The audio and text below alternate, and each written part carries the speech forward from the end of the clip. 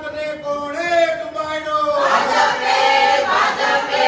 સુરતને કોણે ડૂબાડ્યો? ભાજપે ભાજપે. ખાડીપુર કોણ લાવ્યો? ભાજપ લાવ્યું ભાજપ લાવ્યું. ભારત માતા કે જય. ભારત માતા કે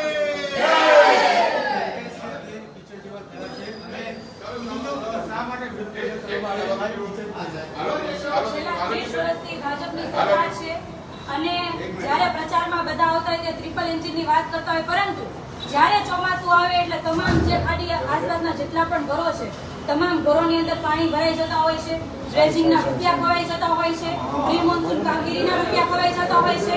મેનેજમેન્ટનો પૂરેપૂરો કોઈને એમાં કોઈ આવડત જ નથી. ખાસ કરીને શાસકો, મેયર આ કોઈનામાં આવડત નથી કે તંત્ર પાસે કેવી રીતના કામગીરી કરાવી શકાય ને ખાડીપુર ના આવે એના માટેનું કોઈ આયોજન હોવું જોઈએ, પરંતુ આયોજન આજ દિન સુધી નથી કરી શક્યા.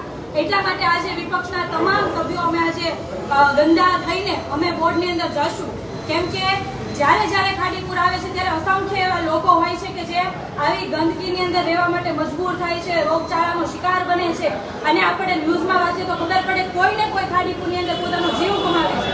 તો આટલા વર્ષોથી જ્યારે લોકોએ લોહી પરસેવો એક કરીને વેરો ભર્યો છે કે સામાન્યમાં સામાન્ય તમામ સુવિધાઓ મળી જાય, પરંતુ આજ દિન સુધી ભાજપે દર વર્ષે ખાડીપુર આવે એવા ખાડીપુરના આયોજનો આપ્યા છે, સાથે સાથે ખરાબ રસ્તાઓ આપ્યા છે.